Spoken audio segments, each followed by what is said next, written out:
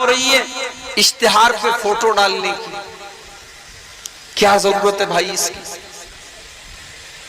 अब्दुल गफ्फार साहब को लोग जानते हैं, आपको फोटो डालने की जरूरत नहीं है। शेख बदरुद्दोजा साहब बहुत मशहूर शख्सियत है आपके दरमियान, उनका फोटो डालने की जरूरत नहीं है। पहले मैं बंगाल में ये चीजें देखता था, आपके सीमांचल में नहीं थी, अब सीमांचल में भी आ चुकी। पोस्टर पर तस्वीरें,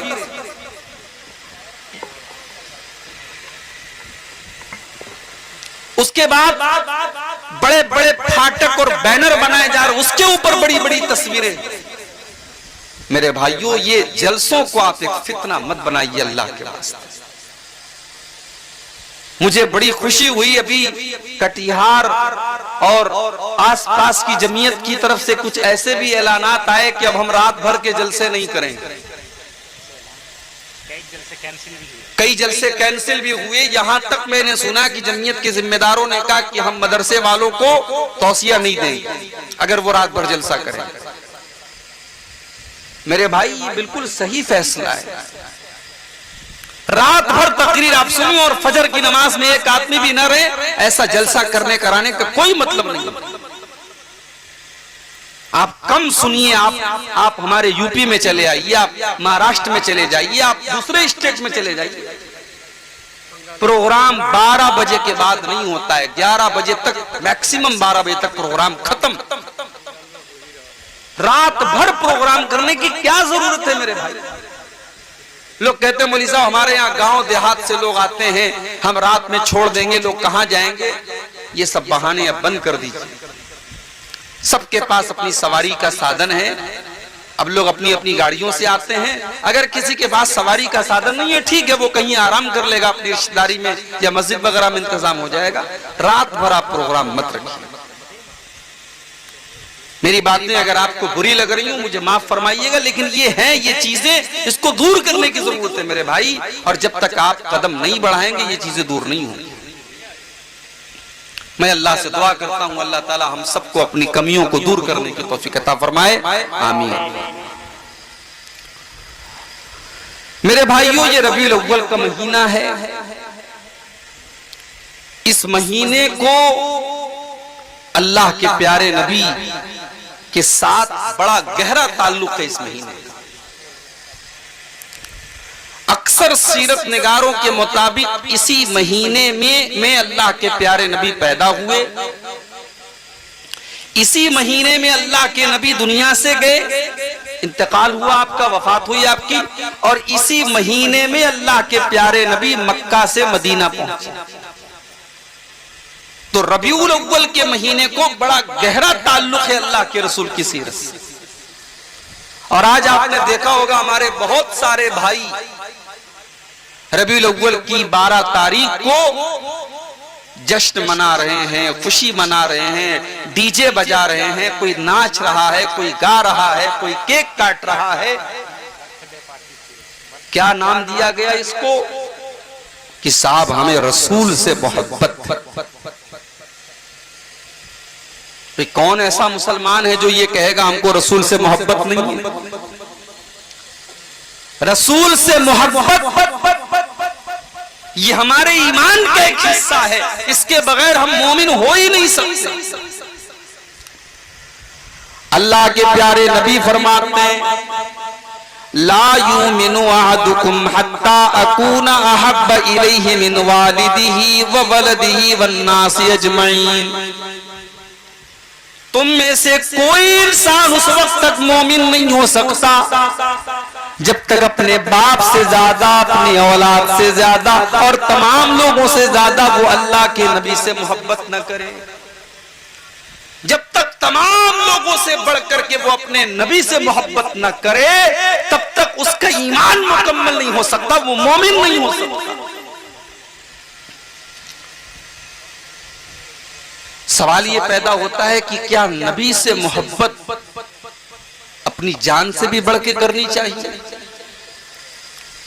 भाई, माँ बाप से ज्यादा तो करनी है, औलाद से बढ़ के करनी है, सारे लोगों से बढ़ के करनी है। क्या अपनी जान से भी बढ़ करके मोहब्बत करना है नबी के साथ? कुरान मजीद जवाब देता है, नबी औला बिल मोमिनीन मिन अनफुसिहिम, नबी से मोहब्बत ईमान वाले अपनी जान से बढ़कर के करते हैं, अपनी जान से ज्यादा वो नबी से प्यार करते हैं, नबी उनको अपनी जान से ज्यादा महबूब होते हैं। बुखारी की रिवायत है, हजरत उमर फारूक रज़ी अल्लाह ताला अन्हु अल्लाह के नबी के साथ हैं और अल्लाह के नबी हजरत उमर का हाथ पकड़े हुए हैं।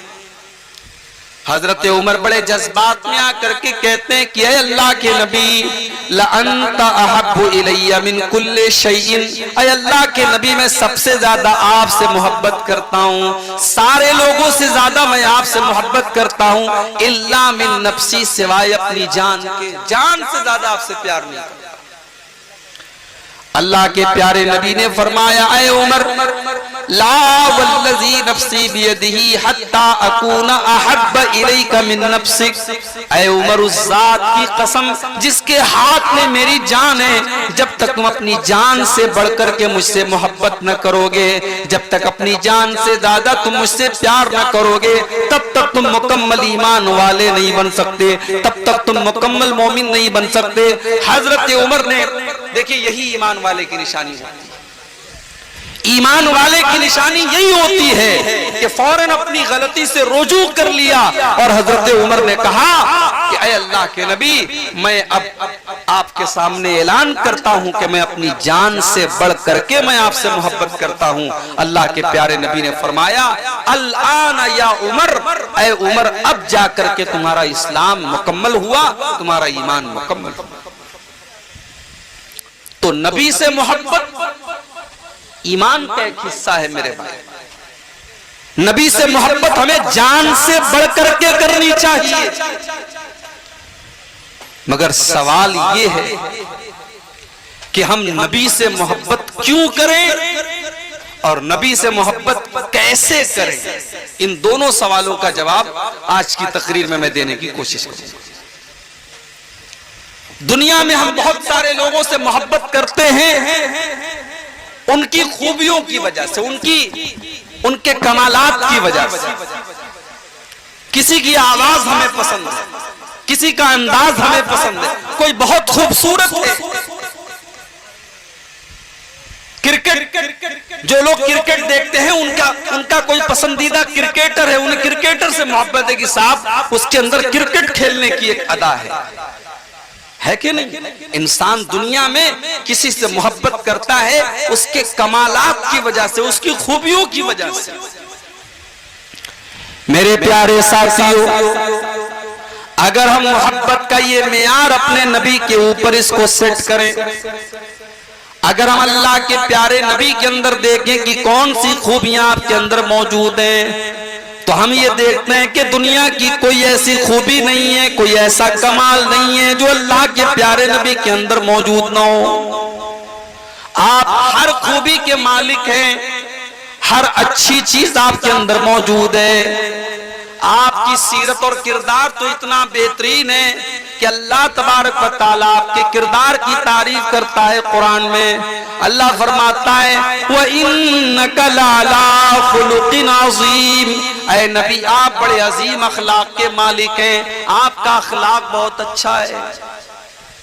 आपका अखलाक तो ऐसा है कि 10 साल तक हजरत अनस साहब की खिदमत करते हैं और 10 साल की खिदमत करने के बाद हजरत अनस ये रिपोर्ट देते हैं, खदम तो रसूल अल्लाह सल्लल्लाहु अलैहि वसल्लम 10 सिनीन, मैंने अल्लाह के नबी की खिदमत 10 साल तक की। फमा क़ाल ली उफ़्फ़िन क़त्तु, 10 साल का पीरियड गुजर गया और अल्लाह के प्यारे नबी ने मुझे कभी उफ़ भी नहीं कहा। 10 साल कोई मामूली मुद्दत नहीं होती। 10 साल तक मैंने अल्लाह के नबी की खिदमत की और 10 साल में कभी ऐसा नहीं हुआ कि अल्लाह के नबी ने मुझे कहा हो, उफ कहा हो। किसी को तकलीफ पहुंचाने के लिए सबसे हल्का लफ्ज अरबी जुबान में क्या होता है? उफ। इसीलिए अल्लाह ने कुरान में कहा कि अपने वालिदैन को उफ भी मत कहो। हजरत अनस कहते हैं कि 10 साल में अल्लाह के नबी ने मुझे कभी उफ भी नहीं कहा। कभी ऐसा नहीं हुआ कि मैंने कोई काम किया हो और अल्लाह के नबी ने फरमाया हो कि ऐ अनस तूने ये काम क्यों किया, और कभी ऐसा भी नहीं हुआ कि मैंने कोई काम नहीं किया और अल्लाह के नबी ने फरमाया कि ऐ अनस तूने ये काम क्यों नहीं किया। ये मेरे नबी का अखलाक। सच्चे इतने थे कि आपके बड़े बड़े दुश्मन भी कभी आपको झूठा न कह सके। अमानतदार इतने थे, जब मक्का से मदीना आप जा रहे थे, लोग आपके खून के प्यासे थे, लोग आपको जान से मार देना चाहते थे, मगर उस वक्त भी मक्का वाले अपनी अमानत अगर किसी के पास रखवाते थे तो जनाबे मोहम्मद रसूलुल्लाह सल्लल्लाहु अलैहि वसल्लम के पास रखवाते थे। बहादुर इतने थे कि जंग के मैदान में जब सारे लोग मैदान छोड़ के भाग जाते, अल्लाह के नबी मैदान जंग में खड़े रहते और कहते अनन नबी ला कज़िब अन अब्दुल मुत्तलिब, ओ लोगों मैं अल्लाह का सच्चा नबी हूँ, मैं अब्दुल मुत्तलिब का बेटा हूँ, मैं झूठा नहीं हूँ, ओ लोगों मेरी तरफ आ जाओ। अल्लाह के नबी मैदान जंग में डटे रहते थे। बहादुर इतने थे, सखी और फैयाज इतने थे कि कभी आपने किसी को ना नहीं कहा। जब भी आपसे किसी ने कोई चीज मांगी आपने कभी किसी को ना नहीं कहा। एक सहाबी अल्लाह के नबी के पास आते हैं, अय अल्लाह के नबी मैं एक चादर आपको गिफ्ट करना चाहता हूं, मैं एक चादर आपको देना चाहता हूं। एक हदीस में कि औरत आती है, सहाबी आती है, ऐ अल्लाह के नबी मैं आपको एक चादर देना चाहती हूं। उसने एक बेहतरीन चादर अल्लाह के नबी को ला करके दे दी। इत्तेफाक से अल्लाह के प्यारे नबी के पास उस वक्त कोई और चादर नहीं थी, आपको चादर की जरूरत भी थी। आपने उस चादर को कबूल कर लिया और उस चादर को आप पहनने लगे, ओढ़ने लगे। एक सहाबी की नजर पड़ गई, अय अल्लाह के नबी ये चादर बहुत अच्छी लग रही है, अय अल्लाह के नबी क्या आप अपनी चादर मुझको गिफ्ट कर देंगे, क्या आप अपनी चादर मुझको दे देंगे। अल्लाह के प्यारे नबी ने अपनी चादर को उतारा और सहाबी को दे दी, फौरन उतार करके दे दी। दूसरे सहाबा ने उस सहाबी से कहा तूने ये अच्छा काम नहीं किया, तू जानता है कि अल्लाह के प्यारे नबी को चादर की जरूरत है, आपके पास कोई दूसरी चादर नहीं है, और तू ये भी जानता है कि अल्लाह के नबी किसी को ना नहीं करते। जब नबी से कोई चीज मांगी जाए तो नबी किसी को ना नहीं करते, तूने क्यों नबी से ये चादर मांगी। वो साहबी कहने लगे, ओ लोगों मेरी तरफ गलत नजरों से न देखो, मैंने ये चादर क्यों मांगी है, जरा मेरा मकसद भी तो सुन लो, मैंने ये चादर क्यों मांगी है। रजा हुसूल बरकतिहा, मैंने ये चादर इसलिए मांगी है क्योंकि इस चादर को जनाबे मोहम्मद रसूलुल्लाह ने पहना है, और मैं ये चाहता हूं कि मैं इस चादर की बरकत हासिल कर लूं, क्योंकि ये चादर नबी के जिस्म के ऊपर गई है, अल्लाह के प्यारे नबी ने पहना है, इसलिए मैं चादर मांग रहा हूं, और मैं इस चादर को अपना कफन बनाना चाहता हूं। मैं चाहता हूं कि जब मेरा इंतकाल हो जाए, जब मैं मर जाऊं, तो इसी चादर में मुझे कफना दिया जाए। ये अल्लाह के नबी का अखलाक था। गाली का जवाब आपने गाली से नहीं दिया। आजकल सोशल मीडिया पर एक पोस्टर बड़ा वायरल हो रहा है। हमारे भाइयों ने जो 12 रबीउल अव्वल को ईद मिलादुन नबी मनाते हैं, उन्होंने एक बहुत बड़ा सा पोस्टर निकाला था, बैनर कहीं लगाया था, और बैनर पर लिखा था वहाबी, और वहाबी के आगे गंदी सी गाली थी जो मैं तकरीर में बयान नहीं कर सकता। वहाबी के आगे गाली लिखी थी। क्यों साहब, नबी के चाहने वाले हैं और ये गुस्ताख लोग हैं, ये लोग नहीं मानते, इसलिए हम इनको गाली देंगे। वहाबी के साथ हमने गाली का लफ्ज इस्तेमाल। ओ लोगों जरा शर्म करो, जरा शर्म करो। जिस नबी की मोहब्बत के नाम पर तुम आज दूसरों को गाली दे रहे हो, उस नबी ने अपनी जुबान से कभी गाली नहीं दी। उस नबी का हाल तो ये था।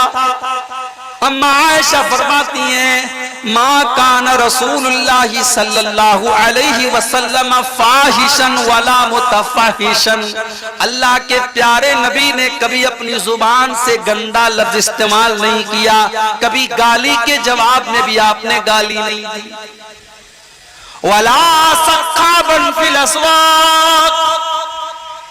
अल्लाह के प्यारे नबी बाजारों में चीखने चिल्लाने को पसंद नहीं करते थे।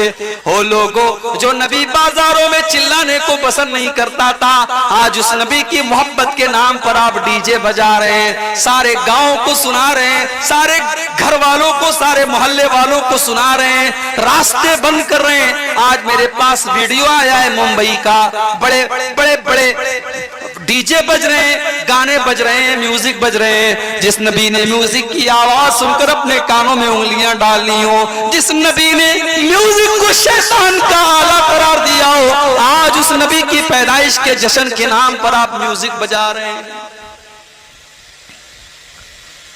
केक भी काटा जा रहा है। नबी ने तो अपना नाम नहीं काटा। हजरत अली रजी अल्लाह ताला अन्हु सुलह हुदैबिया के मौके पर जब अल्लाह के नबी ने कहा कि मुहम्मदुर रसूलुल्लाह काट करके मोहम्मद इब्ने अब्दुल्लाह लिख दो, तो हजरत अली ने कहा कि मैं रसूलुल्लाह का लफ्ज नहीं काट सकता। हजरत अली ने तो नहीं काटा, लेकिन आज नबी का चाहने वाला नबी का नाम लिखता है और फिर उसके बाद उसको चाकू से काट भी रहा है। मेरे प्यारे साथियों, गौर कर लो कि आज मोहब्बत के नाम पर हम कहां जा रहे हैं। मुझे तो हैरत उनके उलमा के ऊपर, उनके मौलवियों के ऊपर है। वो अपने पेट की दुकानों को चलाने के लिए अपनी आवाम को कैसे गलत रास्ते की तरफ लेकर के जा रहे हैं। ओ लोगों, आओ मैं तुमको बताता हूं अल्लाह के नबी से मोहब्बत का क्या मतलब है। अल्लाह के नबी से मोहब्बत किस चीज को कहते हैं, जरा कुरान का सूरह तौबा की आयत नंबर 24 उठा लो। हम लोगों को बहुत सारे लोग 24 नंबर भी बोलते हैं कि ये वहाबी लोग 24 नंबर होते हैं। आओ 24 नंबर का मतलब समझना है तो जरा हमसे समझो। सूरह तौबा की आयत नंबर 24 उठा, कुरान का 10वां पारा, सूरह तौबा की आयत नंबर 24।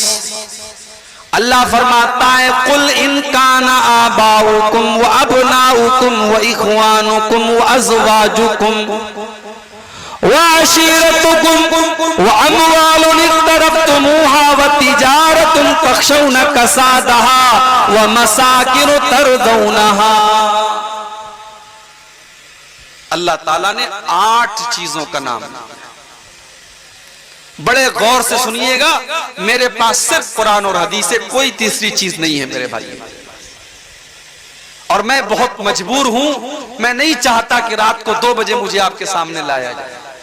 मैं चाहता हूं कि ऐसे टाइम मुझे तकरीर का मौका दिया जाए जब आप गौर से मेरी बात को सुने और मैं अच्छे तरीके से समझा सकूं। लेकिन मैं जानता हूं ये बहुत मुश्किल काम है। रात के 2 बजे हैं, आपको नींद भी आएगी, बहुत सारी बातें आपके सर के ऊपर भी जाएंगी। मैं कोशिश करूंगा आपको अपनी बात समझाना। अल्लाह ने 8 चीजों का नाम, अल्लाह फरमाता है कि ऐ मेरे नबी आप ऐलान कर दीजिए, कुल इनकाना आबाउकुम, ऐ मेरे नबी आप ऐलान कर दीजिए कि ऐ मुसलमानों 8 चीजें ऐसी हैं जिनसे तुम बहुत ज्यादा मोहब्बत करते हो। 8 चीजें ऐसी हैं जिनसे तुम बहुत ज्यादा प्यार करते हो। सबसे पहली चीज, कुल इनकाना आबाउकुम, अगर तुम अपने बाप से प्यार करते हो। कौन अपने बाप से प्यार नहीं करता? कोई बदनसीब होगा, कोई बदबख्त होगा, कोई नामुराद होगा जो अपने बाप से मोहब्बत नहीं करेगा। वरना जिसके अंदर कॉमन सेंस है, जिसके अंदर जरा सी भी अक्ल है, सूझबूझ है, वो अपने बाप की इज्जत करेगा, बाप की कद्र करेगा। वो जानता है बाप ने मेरे लिए कितनी तकलीफें उठाई। दुनिया में कभी माँ बाप को मत सताना मेरे भाई, वरना दुनिया ही में अल्लाह ताला सजा देगा। 2 गुना ऐसे हैं जिसकी सजा अल्लाह आखिरत में तो देगा ही देगा, दुनिया में भी अल्लाह उसकी सजा देता है।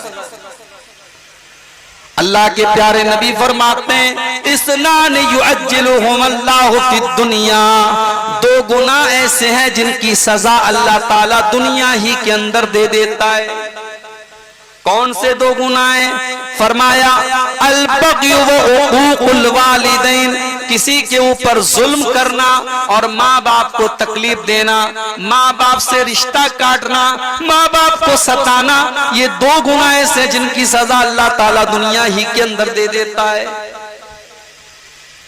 तो अल्लाह फरमाता है कि ऐ ईमान वालो, अगर तुम अपने बाप से प्यार करते हो, वह अबनाउकुम, और अगर तुम अपनी औलाद से मोहब्बत करते हो, अपने बच्चों से प्यार करते हो, अपने बेटों से प्यार करते हो, वह इख्वानुकुम, और अगर तुम अपने भाइयों से प्यार करते हो, वह अज़वाजुकुम, और अगर तुम अपनी बीवियों से प्यार करते हो, वह अशीरतुकुम, और अगर तुम अपने खानदान और बिरादरी से मोहब्बत करते हो, वह अम्वालुन इक़्तरफ़्तुमूहा, और अगर तुम पैसे से, माल से, जिसको तुम कमाते हो, मेहनत करके पैसा लाते हो, अगर तुम उस पैसे से प्यार करते हो, वह तिजारतुन तख़शौना कसादहा, और अगर तुम बिजनेस और कारोबार से मोहब्बत करते हो, जिस कारोबार के मंदी का शिकार होने से तुम डरते हो। कारोबारी को सबसे ज्यादा डर क्या होता है? कहीं मेरा कारोबार बैठ ना जाए, कहीं मेरे कारोबार में मंदी ना आ जाए।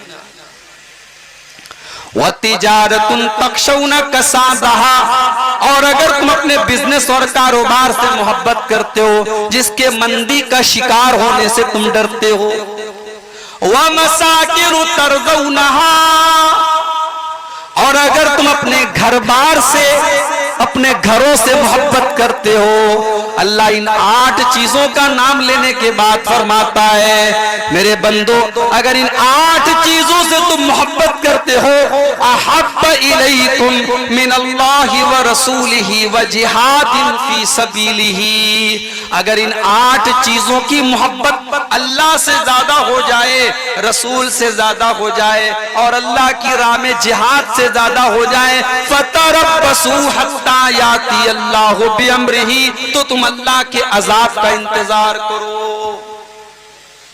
अब आज जरा अपने गरेबानों में झांक के देखो मेरे भाई, कि बाप से ज्यादा मोहब्बत है कि नबी से ज्यादा मोहब्बत है?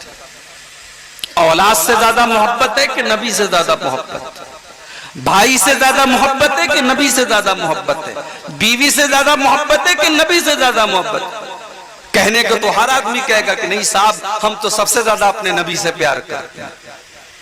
अगर नबी से प्यार करते हो तो बीवी को बेपर्दा लेकर के तुम पूर्णिया बाजार में क्यों गए? अगर नबी से प्यार करते हो तो औलाद के लिए तुमने सूद और ब्याज का धंधा क्यों किया? अगर नबी से ज्यादा प्यार करते हो तो बेहतरीन घर बनाने के लिए तुमने हराम कमाई को क्यों चुना? अगर तुम अपने कारोबार से ज्यादा नबी से प्यार करते हो तो अपने कारोबार के लिए तुमने नमाज को क्यों छोड़ा? तुमने मस्जिद में जाना क्यों छोड़ा? मेरे भाइयों, अल्लाह तबारक व तआला ने सूरह तौबा की आयत में कसौटी बता दी है। अल्लाह ने कसौटी बता दी है, परख लो अपनी मोहब्बत को। अगर ये 8 चीजों और अल्लाह की राह में जिहाद से बढ़कर के है, फतरब्बसू हत्ता याती अल्लाहु बिअम्रिही, तो तुम अल्लाह के अजाब का इंतजार करो। सहाबा ने कोई जुलूस नहीं निकाला, सहाबा नारे नहीं लगाते थे, सहाबा के घरों में झंडियां नहीं लगती थी, मगर सहाबा इस कसौटी पर पूरे पूरे उतरते थे। सहाबा अल्लाह के प्यारे नबी से सच्ची मोहब्बत करते थे। जब मौका पड़ा उन्होंने अपने माँ बाप को भी कुर्बान कर दिया, मौका पड़ा अपनी औलाद को भी कुर्बान कर दिया, मौका आया अपने जानो माल को कुर्बान कर दिया, मौका आया तो सब कुछ कुर्बान कर दिया। अब्दुल्लाह इब्न उबई को देखो, बहुत बड़ा मुनाफिक है, मुनाफिकों का सरदार है। अब्दुल्लाह बिन उबई ने अल्लाह के नबी को गाली दे दी, बुरा भला कह दिया।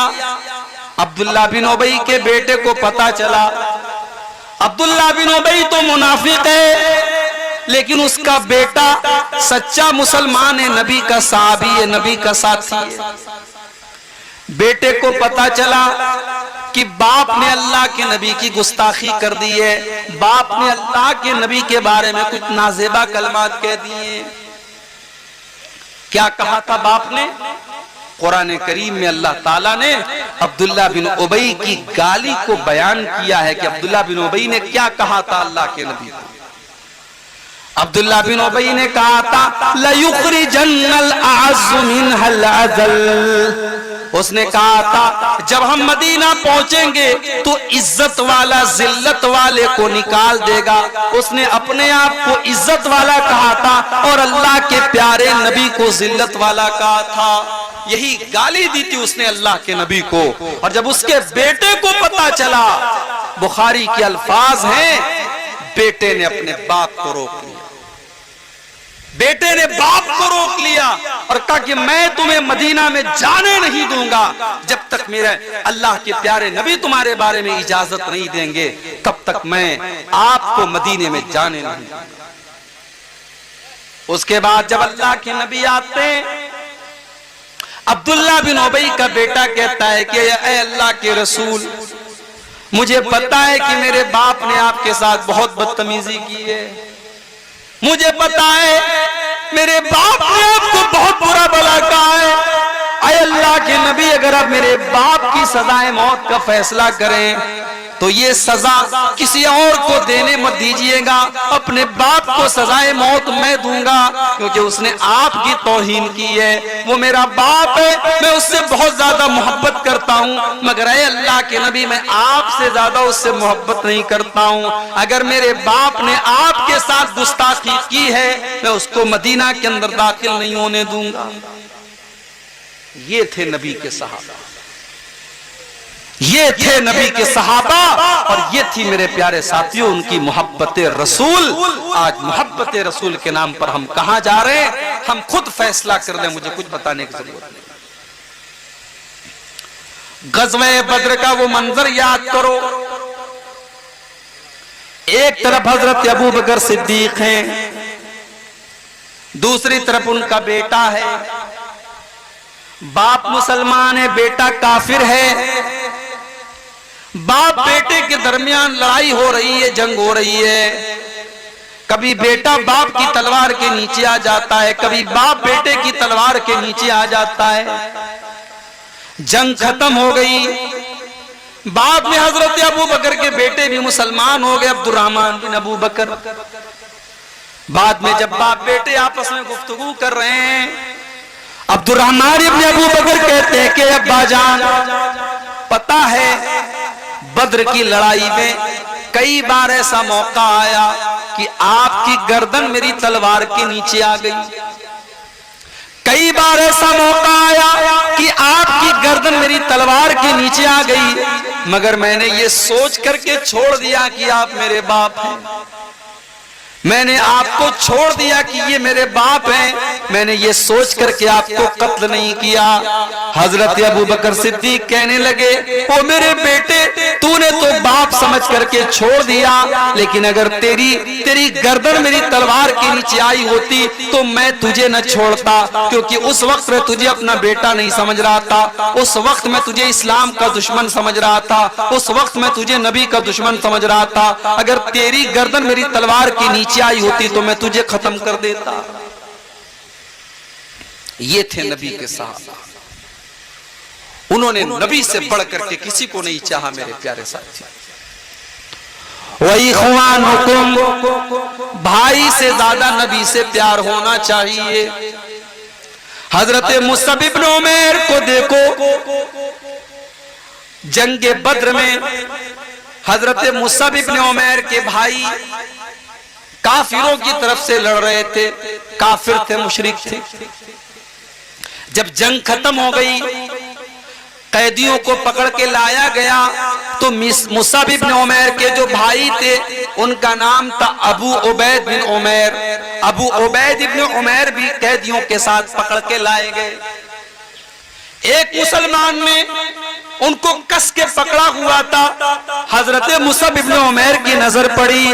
उन्होंने अपने मुसलमान साथी से कहा, इसको जरा कस के बांधना, इसको अच्छी तरीके से बांध के रखना, इसकी माँ बहुत पैसे वाली है, बहुत पैसा मिलेगा, इसको पैसा लेकर के छोड़ना है। मुसअब इब्न उमैर का भाई हैरान, उसने कहा तू मेरा भाई होके ऐसी बात कर रहा है, तू मेरे बारे में कह रहा है इसको कस के बांधो, इसको मजबूती से बांधो, और तू ये भी कह रहा है कि इसकी मां के पास पैसा बहुत ज्यादा है। अरे तू मेरा सगा भाई है, तेरे जिस्म के अंदर वही खून दौड़ रहा है जो मेरे जिस्म के अंदर दौड़ रहा है, लेकिन तू आज इस तरीके से मेरे बारे में बात कर रहा है, आखिर क्या वजह है, क्या बात है? हजरत मुसअब इब्न उमैर कहते हैं, इन्नहु अखी दूनक, ओ मेरे भाई, कल तक तू मेरा भाई था, लेकिन आज इस्लाम ने मेरे और तेरे दरमियान दीवार खड़ी कर दी है। आज तू मेरा भाई नहीं है, आज ये मेरा भाई है जिसने तुझको गिरफ्तार करके रखा है, जिसने तुझको पकड़ करके रखा है, ये मेरा भाई है, तू मेरा भाई नहीं है। ये थी सहाबा की नबी से मोहब्बत,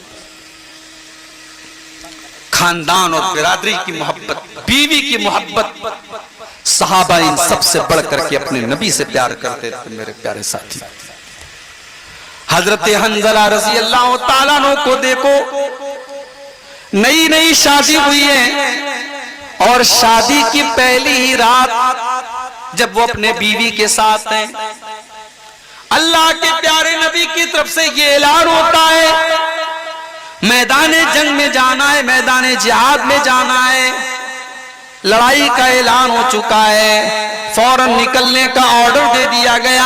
सारे सहाबा निकलने लगे। हजरत हंजला रज़ी अल्लाह ताला अन्हु भी अपनी बीवी को छोड़ करके जाने लगे। नई नवेली दुल्हन है, अभी पहली रात की मुलाकात है और हजरत हंजला ने तो अभी गुस्ल भी नहीं किया है, नापाकी के आलम में, जनाबत की हालत में बीवी को छोड़ करके जा रहे हैं। बीवी ने कहा कि कम से कम आप पाकी हासिल कर ले, कहा कि इतना टाइम नहीं है, अल्लाह के नबी की तरफ से ऐलान हो चुका है, मैदान जंग में जाना है, मैं वापस अगर जिंदा आया तो मैं गुस्ल कर लूंगा, अभी मेरे पास गुस्ल करने की फुर्सत भी नहीं है। हजरत हंजला रज़ी अल्लाह ताला अन्हु उसी हालत में मैदान जंग में जाते हैं और अल्लाह की राह में लड़ते लड़ते शहीद हो जाते हैं। जंग के बाद जब शहीदों की लाशों को इकट्ठा किया जाने लगा, अल्लाह के प्यारे नबी ने फरमाया, ओ लोगों, क्या इन लाशों में तुमको हंजला की लाश भी नजर आ रही है? सहाबा ने तलाश किया, हंजला की लाश मिली। सहाबा ने देखा हंजला के बालों से पानी गिर रहा है, ऐसा लग रहा है कि हंजला ने अभी गुस्ल किया है, ऐसा लग रहा है कि हंजला ने अभी उन्होंने अभी गुस्ल किया है, अभी उन्होंने अपने बदन के ऊपर पानी डाला है। सहाबा कहने लगे, अय अल्लाह के नबी, ये मंजर समझ में नहीं आ रहा है कि हंजला के बालों से पानी क्यों टपक रहा है। अल्लाह के नबी ने फरमाया, ओ लोगों, मैं फरिश्तों को देख रहा हूँ कि फरिश्ते हंजला को गुस्ल दे रहे हैं। ये जनाबत की हालत में जंग के मैदान में आए थे, ये नापाकी की आलम में जंग के मैदान में आए थे, और आज जब ये शहीद हो गए तो फरिश्ते इनको गुस्ल दे रहे हैं। बीवी से मोहब्बत थी, बीवी से प्यार था, मगर नबी से बढ़ करके प्यार नहीं था। मेरे भाइयों, बीवी को छोड़ करके नबी के ऐलान पर गए और अल्लाह की राह में शहीद हो गए। ये थे नबी के सहाबा। कुल इन काना आबाउकुम व अबनाउकुम व इख्वानुकुम व अज़वाजुकुम व अशीरतुकुम व अम्वालुन इख्तरफ्तुमुहा व तिजारतुन तख्शौन कसादहा। सहाबा तिजारत से और बिजनेस से भी ज्यादा अल्लाह के नबी से मोहब्बत करते थे। हजरत सुहैब रूमी को देखो, ये बहुत बड़े बिजनेसमैन हैं, बहुत बड़े व्यापारी हैं, कारोबारी हैं। अल्लाह के प्यारे नबी मदीना जा चुके हैं, सारे सहाबा मदीना जा चुके हैं, कुछ सहाबा ऐसे जो अभी तक मक्का में मौजूद हैं, उन्हीं में से हजरत सुहैब रूमी भी हैं। सुहैब रूमी जो बचपन में गुलाम बन करके मक्का में आए थे और बाद में मक्का में रह करके उन्होंने पैसा कमाया, माल कमाया, बिजनेस किया और आज सारा माल ले करके वो मदीना जाने लगे। जब सुहैब रूमी मदीना जाने लगे, मक्का के काफिरों ने उनकी ऊंट की नकेल को पकड़ लिया। कहा है सुहैब कहां जा रहे हो? कहा मैं यस्रिब जा रहा हूं, मदीना जा रहा हूं। कहा है सुहैब हम तुम्हें मदीना नहीं जाने देंगे। अतैतना सुलूकन ला माल लक। ऐ सुहैब जब तुम मक्का में आए थे तुम्हारे पास एक फूटी कौड़ी नहीं थी, एक पैसा भी नहीं था, और आज जब तुमने पैसा कमा लिया तुम सारा का सारा माल लेकर के मदीना जा रहे हो। ऐ सुहैब हम तुम्हें मदीना नहीं जाने देंगे, मदीना नहीं जाने देंगे। हजरत सुहैब ने कहा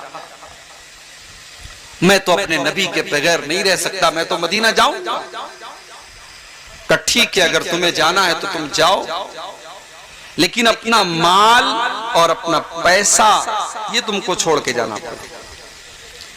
हजरत सुहैब रूमी रजी अल्लाह ताला ने 10 सेकंड भी नहीं लगाया और सारा माल और जिंदगी भर की सारी कमाई उन्होंने मक्का वालों को दे दी और कहा कि अगर तुम ये पैसा ले लो और ये कमाई ले लो, लेकिन मुझे मदीना जाने की इजाजत देते हो तो ठीक है, तुम ये पैसा ले लो लेकिन मुझे मदीना जाने दो। हजरत सुहैब रूमी ने अपनी जिंदगी भर की कमाई उनके हवाले कर दी और खाली हाथ वो मदीना पहुंचे। जब मदीना पहुंचे तो अल्लाह के नबी फजर की नमाज पढ़ा रहे थे। हजरत सुहैब रूमी जल्दी से पहुंचे, वजू किया, नमाज में शामिल हुए। जब अल्लाह के नबी ने सलाम फेरा, सुहैब रूमी को देखा, अल्लाह के नबी ने खड़े होकर के सुहैब रूमी को गले लगाया और आपने फरमाया ऐ सुहैब रबिह तल भैया, रबिह तल भैया। ऐ सुहैब तूने बहुत फायदे का सौदा किया है, तूने बहुत मुनाफे का सौदा किया है, तूने कोई घाटे का सौदा नहीं किया है, तूने सब कुछ कुर्बान करके अपने नबी का साथ दिया है, तूने बहुत मुनाफे का सौदा किया है।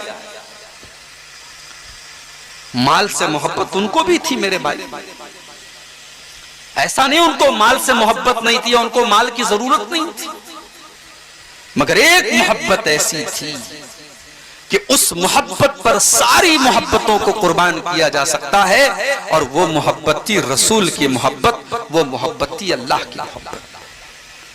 हजरत सुहैब रूमी रजी अल्लाह ताला ने अपना सब कुछ कुर्बान कर दिया और अल्लाह के प्यारे नबी के पास चले गए। ये थी सहाबा की नबी से मोहब्बत। हम क्या मोहब्बत का मतलब समझेंगे? हमने तो मोहब्बत को मजाक बना के रख दिया है। हम तो मोहब्बत के नाम पर वो सारे काम कर रहे हैं जिसकी नबी की सुन्नत में और नबी की शरीयत में जिसकी कोई गुंजाइश नहीं।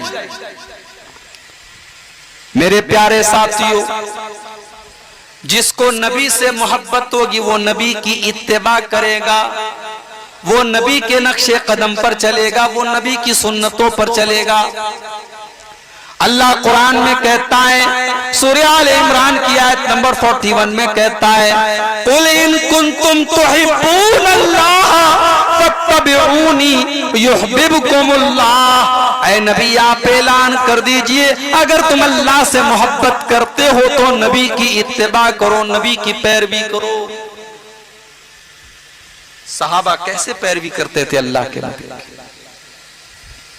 अल्लाह के नबी सहाबा के साथ जा रहे हैं, सफर के दौरान नमाज का टाइम हो गया।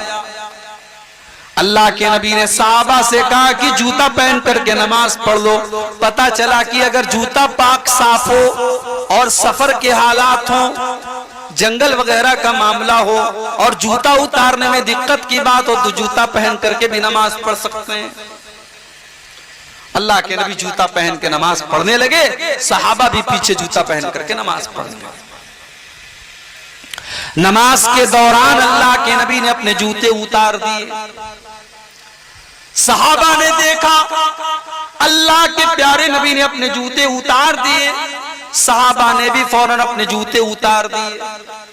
जब अल्लाह के प्यारे नबी ने सलाम फेरा, आपने पूछा मा हमलकुम अला इल्काई निआलिकुम, ऐ मेरे सहाबा, मैंने तो जूते इसलिए उतारे क्योंकि जिब्रील अलैहिस्सलाम ने आकर के मुझको बताया था कि मेरे जूते में गंदगी लगी है, इसलिए मुझे जूता उतारना पड़ा। ऐ मेरे सहाबा, तुमने जूता क्यों उतारा? सहाबा ने कहा, ऐ अल्लाह के नबी, राइना का लबिस्तान आला का, हमने देखा कि आप जूता पहन करके नमाज पढ़ रहे हैं, हम भी जूता पहन करके नमाज पढ़ने लगे। हमने देखा आपने जूते उतार दिए, हमने भी जूते उतार दिए। हम तो आपकी पैरवी करने वाले, हम तो आपकी इत्तिबा करने वाले और आपके नक्शे कदम पर चलने वाले हैं। आपने जूता उतारा, हमने उतार दिया, आपने पहना, हमने पहन लिया। ये है मोहब्बत रसूल। मोहब्बत रसूल ये है कि नबी ने जहां जूता उतार दिया वहां जूता उतार दिया जाए, और नबी ने जहां जूता पहन लिया वहां जूता पहन लिया जाए। सहाबा ने इसको मोहब्बत रसूल समझा है मेरे प्यारे साथियों।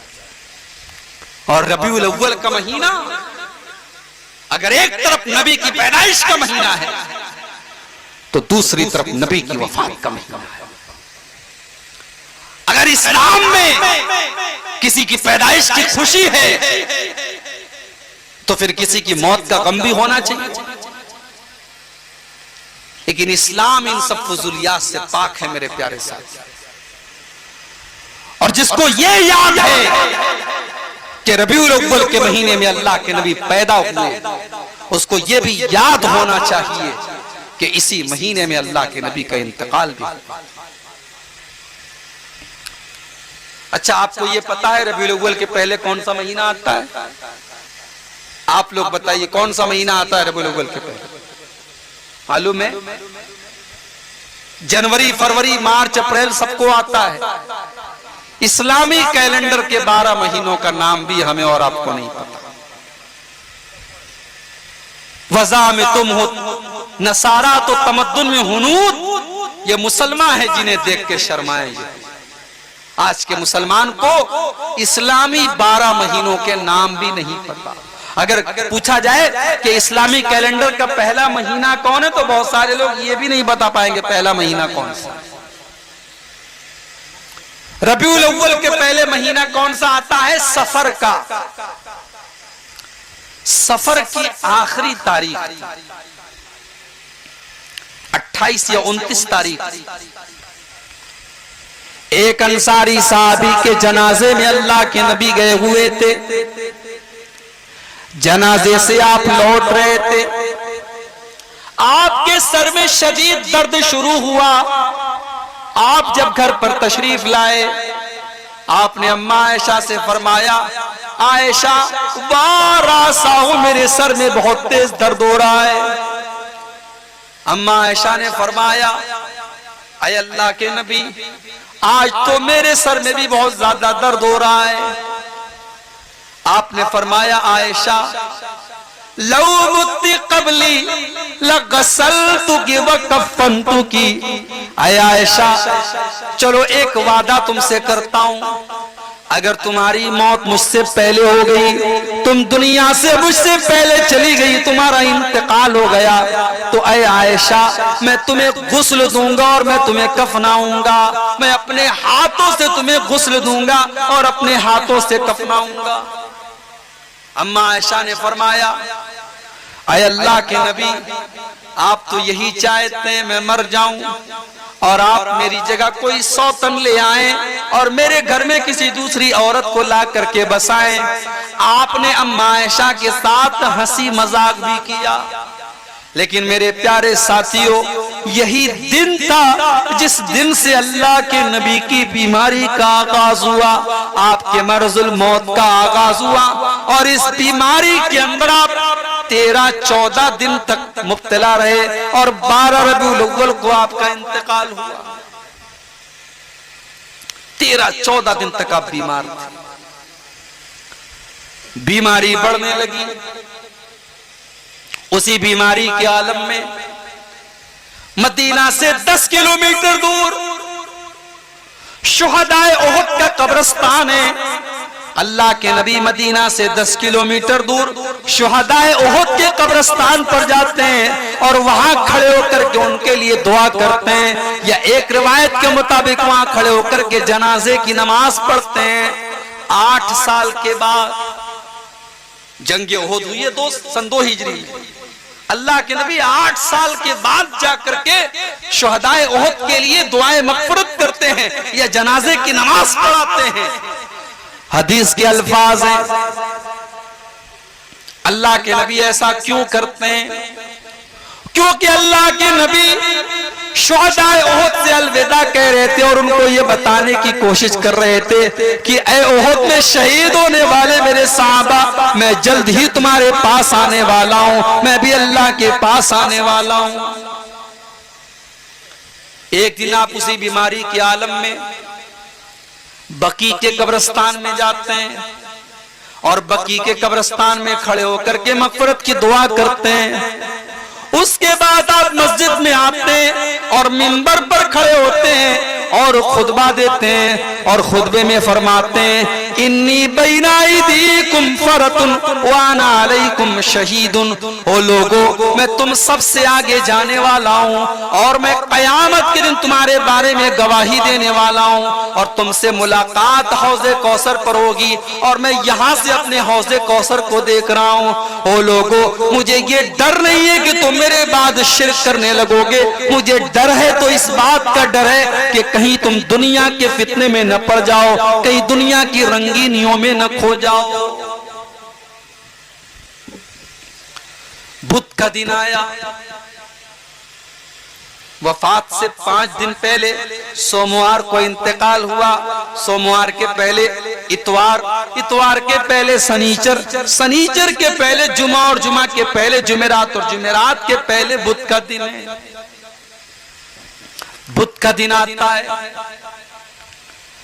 अल्लाह के नबी अपने साहबा से कहते हैं कमजोरी महसूस हो रही है, कहते हैं 7 अलग अलग कुएं का पानी लाओ। 7 अलग अलग कुएं का पानी लाया गया। अल्लाह के नबी ने गुस्ल किया। गुस्ल करने के बाद आपने अपने सर के ऊपर पट्टी बांधी और मस्जिद में तशरीफ लाए और ज़ोहर की नमाज आपने पढ़ाई।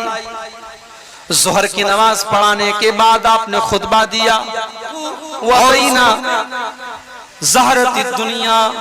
अल्लाह ताला ने अपने एक बंदे को ये ऑप्शन दिया, ये चॉइस दी कि चाहो तो दुनिया की जीनत को ले लो, दुनिया की दौलत को ले लो, दुनिया की कुछ जिंदगी ले लो और चाहो तो मेरे पास आ जाओ। अल्लाह के उस बंदे ने अल्लाह के पास जाने को पसंद किया और अल्लाह का वो बंदा अल्लाह के पास जाने के लिए तैयार हो गया। अभी नबी ने इतना ही कहा था, सहाबा का मजमा बैठा हुआ है, अबू बकर सिद्दीक भी बैठे और अबू बकर सिद्दीक की आंखों से आंसू बह रहे हैं और अबू बकर सिद्दीक कहते हैं फदैना कभी आबाइना व उम्महातिना। ऐ अल्लाह के नबी, हमारे माँ बाप आपके ऊपर कुर्बान, हमारे माँ बाप आपके ऊपर कुर्बान। सहाबा हैरान है कि ये अबू बकर रो क्यों रहे हैं, अबू बकर की आंखों से आंसू क्यों बह रहे हैं और अबू बकर बार बार ये क्यों कह रहे हैं कि ऐ अल्लाह के नबी, हमारे माँ बाप आपके ऊपर कुर्बान हो। सहाबा कहते हैं हमको ये बात बाद में समझ में आई कि अल्लाह के नबी तो अपनी ही बात कर रहे थे कि अल्लाह ताला ने मुझको ये चॉइस दी है कि चाहे तो दुनिया में कुछ और दिन में जिंदगी गुजार लूं और चाहूं तो मैं अपने रब के पास चला जाऊं। और अल्लाह के नबी ने दुनिया में और रहना गवारा नहीं किया और अपने रब के पास जल्दी से जल्दी जाना गवारा कर लिया। अल्लाह के नबी ने अपने रब के पास जाना गवारा कर। आप चाहते तो दुनिया की कुछ और जिंदगी आपको मिल सकती थी, मगर आपने दुनिया की जिंदगी को पसंद नहीं किया, आपने अपने रब के पास जाना चाहा।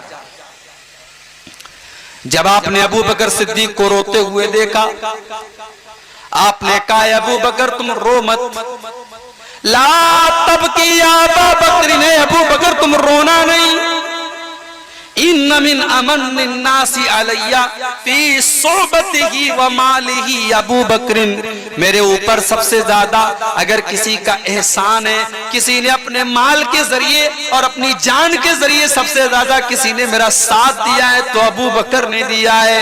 ओ लोगो अबू बकर मेरा सबसे मोहसिन है, सबसे ज्यादा इसका मेरे ऊपर एहसान है। अगर मैं दुनिया में किसी को अपना खलील बनाता तो अबू बकर को बनाता, लेकिन इस्लाम की जो मोहब्बत है और इस्लाम का जो भाईचारा है वही काफी है। मेरा खलील तो सिर्फ और सिर्फ अल्लाह ताला है। अगर मैं दुनिया में किसी को खलील बनाता तो अबू बकर को बनाता।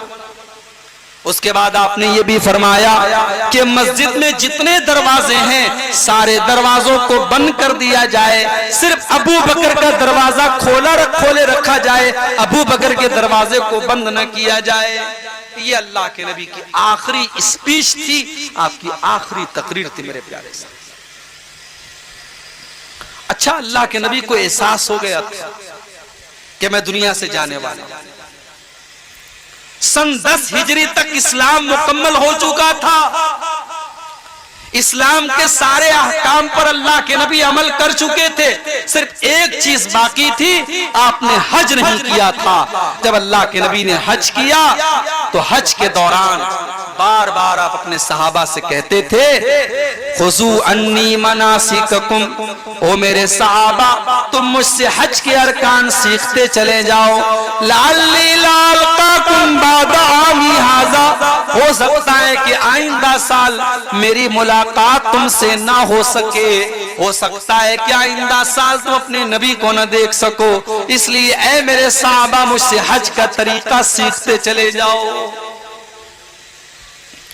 मुआज इब्ने जबल रजी अल्लाह ताला अन्हु को अल्लाह के नबी यमन भेज रहे थे। मुआज इब्ने जबल ऊंट के ऊपर सवार हैं और अल्लाह के नबी पैदल चल रहे हैं, और आप मुआज इब्ने जबल को नसीहत कर रहे हैं, उनको समझा बुझा रहे हैं। समझाते समझाते और नसीहत करते करते अल्लाह के प्यारे नबी मुआज इब्ने जबल से कहते हैं, ऐ मुआज असा अल्लाह तलकानी बाद आमी, ऐ मुआज हो सकता है कि आइंदा साल जब तुम मदीना आओ तो तुम अपने नबी से मुलाकात न कर पाओ, हो सकता है कि आइंदा साल जब तुम मदीना आओ तो अपने नबी की कब्र को तुम देखो। मुआज इब्ने जबल फूट फूट के रोने लगे।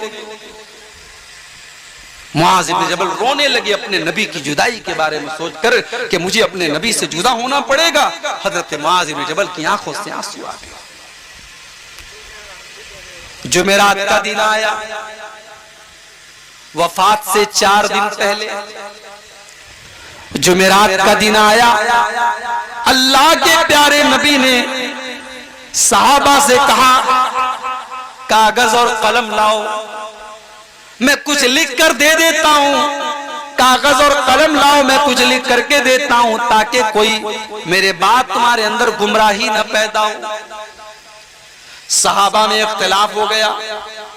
कुछ सहाबा ने कहा, अगर अल्लाह के नबी कलम और कागज मंगवा रहे हैं तो हमें दे देना चाहिए, हो सकता है कोई इंपॉर्टेंट बात लिखनी हो।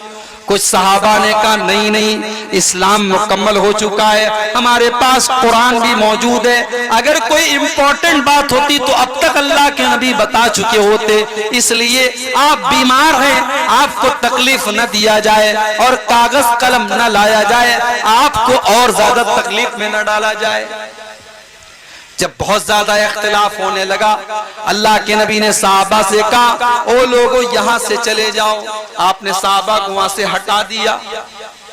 आखिरी नमाज जो अल्लाह के नबी ने पढ़ाई है, आखिरी नमाज आपने मगरिब की पढ़ाई है। इशा की नमाज का टाइम आया, हजरत बिलाल ने अजान दे दी। अजान देने के बाद आए और कहने लगे, ऐ अल्लाह के नबी नमाज का टाइम हो चुका है, चल करके नमाज पढ़ाइए। अल्लाह के नबी बहुत कमजोरी महसूस कर रहे थे। आपने कहा, ऐ बिलाल मैं जब तक गुस्ल नहीं कर लूंगा, मैं नहा नहीं लूंगा, मैं नहीं आ सकता, कमजोरी है मेरे अंदर। आपने पानी मंगाया, एक टब के अंदर पानी लाया गया। अल्लाह के नबी ने गुस्ल किया और गुस्ल करने के बाद आप जब उठ करके खड़े होने लगे, हदीस के अल्फाज हैं, आप बेहोश हो करके गिर पड़े। होश आया तो पहला सवाल ये किया, अस्सल्लन्नास, क्या लोगों ने नमाज पढ़ ली है? नहीं नहीं है अल्लाह के नबी, अभी किसी ने नमाज नहीं पढ़ी है, लोग आपका इंतजार कर रहे हैं, लोग इंतजार में कि आप आए तो नमाज पढ़ी जाए। आपने फिर से गुस्ल किया, तीन मर्तबा आपने गुस्ल किया, लेकिन तीनों मर्तबा आपको चक्कर आ गया और बेहोश होकर के आप गिर पड़े। जब आपने देख लिया मेरे अंदर मस्जिद में जाने की ताकत नहीं है, मेरे अंदर नमाज पढ़ाने की ताकत नहीं है, आपने फरमाया, ओ लोगों, जाओ अबू बकर से कहो, अबू बकर से कहो वो मेरी जगह नमाज पढ़ाए। अम्मा आयशा कहती हैं, मैं डर गई, मैं सोचने लगी अगर अल्लाह के नबी की जगह मेरे बाप मसल्ले पर खड़े होंगे और अल्लाह के नबी को कुछ हो गया तो हो सकता है कि लोग मेरे बाप पर उंगली उठाएं कि इसने नबी की जिंदगी में, नबी के मौजूदगी में नमाज पढ़ाई थी। तो मैंने बहाना करने की कोशिश की, मैंने कहा अल्लाह के नबी मेरे बाप से नमाज न पढ़वाइए, मेरे वालिद बड़े कमजोर दिल के हैं, मेरे वालिद हो सकता है कि नमाज में रो पड़े और अल्फाज उनकी जुबान से न निकले, अय अल्लाह के नबी किसी और को इमाम बना दीजिए। अल्लाह के प्यारे नबी ने फरमाया, ऐ आयशा, या बल्लाहु वल मोमिनून इल्ला अबा बकरिन, अल्लाह ताला को और ईमान वालों को अबू बकर के अलावा कोई मंजूर ही नहीं है, नमाज अगर पढ़ाएंगे तो अबू बकर पढ़ाएंगे। अल्लाह के नबी की जिंदगी में 17 टाइम की नमाजें हजरत अबू बकर सिद्दीक ने पढ़ाई। जुमेरात के दिन इशा की नमाज से लेकर के फजर की, सोमवार के दिन फजर की नमाज तक 17 टाइम की नमाजें हजरत अबू बकर सिद्दीक ने अल्लाह के प्यारे नबी की जिंदगी में पढ़ाई है। मेरे प्यारे साथ, जुमा का दिन आया, अल्लाह के नबी कमजोर है, मस्जिद में आने की ताकत नहीं है। सनीचर का दिन आया, अल्लाह के नबी ने अम्मा आयशा से कहा, आयशा मेरे पास एक सोने की डली थी, जरा देखो क्या वो सोने की डली मेरे पास है। अम्मा आयशा ने तलाश किया तो सोने की डली मिल गई। अल्लाह के नबी ने कहा, अरे आयशा, मैं अपने रब से इस हाल में नहीं मिलना चाहता कि मेरे घर में सोना रखा हो, जाओ इस सोने को अल्लाह की राह में खर्च कर दो, इस सोने को गरीबों को दे दो, फकीरों को दे दो। हजरत आयशा ने उस सोने की डली को अल्लाह की राह में सदका कर दिया। कमजोर हैं आप, मरजुल मौत में हैं आप, मगर फिक्र है कि मेरे घर में सोना चांदी नहीं होना चाहिए। सलाम उस पर जो उम्मत के लिए रातों को रोता था, सलाम उस पर जो फर्शे खाक पर जाड़े में सोता था, सलाम उस पर के टूटा बोरिया जिसका बिछोना था, सलाम उस पर के जिसके घर में चांदी थी न सोना था। ओ लोगों, ओ नबी से मोहब्बत का दम भरने वालों, ओ नबी को चाहने वालों, तुम तो दुनिया की दौलत के पीछे भागे चले जा रहे हो। तुम्हारे नबी ने तो दुनिया की दौलत से अपना कोई ताल्लुक नहीं जोड़ा। तुम्हारे नबी ने अपने आखिरी टाइम में अपने घर में रखे हुए सोने को अल्लाह की राह में सदका कर दिया, और जब तक वो सोना सदका नहीं कर दिया तब तक अल्लाह के नबी को चैन नहीं मिला। उसी बीमारी के आलम में जब आप महसूस कर रहे थे मेरा आखिरी टाइम है, बार बार चादर को ओढ़ रहे थे, फेंक रहे थे, ओढ़ रहे थे, फेंक रहे थे, उसी बेकरारी के आलम में, उसी बेचैनी के आलम में आपने फरमाया, लानल्लाहुल यहूद वन नसारा इत्तखज़ू कुबूर अंबियाइहिम मसाजिद। अल्लाह की लानत हो यहूदियों के ऊपर और अल्लाह की लानत हो ईसाइयों के ऊपर। उन्होंने अपने नबियों की कब्रों पर मस्जिद बना ली, उन्होंने मस्जिद पर कब्र बना ली। न कब्र पर मस्जिद बनाना जायज है, न मस्जिद पर कब्र बनाना जायज। इस्लाम के अंदर कब्र और मस्जिद को अलग अलग रखा गया है। ना तो आप मस्जिद के ऊपर कब्र बना सकते हैं, ना कब्र के ऊपर मस्जिद बना सकते हैं। चूंकि अल्लाह के नबी को एहसास था कि मेरा इंतकाल होने वाला है, मेरा आखिरी टाइम है, हो सकता है मेरी कब्र के ऊपर भी लोग इस तरीके का काम करने की कोशिश करें। इसलिए अल्लाह के नबी ने अपनी उम्मत को खबरदार किया कि लानत है अल्लाह की यहूद और नसारा के ऊपर, उन्होंने अपने नबियों की कब्रों को मस्जिद बना लिया। लेकिन मेरे भाइयों, ये उम्मत इतनी बदनसीब है कि अपने नबी की आखिरी वसीयत को भूल गई। और आज भारत का कोई शहर ऐसा नहीं है और भारत का कोई ऐसा स्टेट नहीं है जहां किसी अल्लाह के नेक बंदे की कब्र पर आज सजदा न हो रहा हो, वहां सर न झुकाया जा रहा हो। कितने ऐसे दरगाह और कब्र है जहां लाल काले पीले धागे बांधे जाते हैं, सर झुकाए जाते हैं, औरतें वहां जाती हैं, बेपर्दगी होती है, बेहयाई होती है, शिर्क होता है, बिदात होती है। मेरे प्यारे साथियों, इस उम्मत ने अपने नबी की आखिरी वसीयत का ख्याल भी नहीं रखा। और आगे बढ़िए, इतवार का दिन आया, इंतकाल से एक दिन पहले। आज भी अल्लाह के नबी की तबीयत बहुत खराब है, कमजोरी से आप उठ भी नहीं पा रहे हैं, मस्जिद में जा नहीं पा रहे हैं, अपने बिस्तर पर लेटे हुए हैं आपकी जुबान, आपके होंठ हिलने की, ऐसा लगा कि आपके होंठ हिल रहे हैं, आपकी जुबान चल रही है। उम्मे हबीबा कहती है, मैंने कान लगा करके सुना कि देखूं अल्लाह के नबी क्या कह रहे हैं, आखिरी टाइम है, अल्लाह के नबी क्या फरमा रहे हैं। कहती है, जब मैंने कान लगा के सुना तो अल्लाह के नबी कह रहे, आए करो ओ लोगो, तुम नमाज को बर्बाद न करो। आखिरी टाइम में अल्लाह के नबी को नमाज की फिक्र है। आज उम्मत को नबी से इतना प्यार है और नबी से इतनी मोहब्बत है कि नबी के नाम पर सड़कों को जाम किया जा रहा है और ढोल ताशे बजाए जा रहे हैं, लेकिन नमाज पांचों टाइम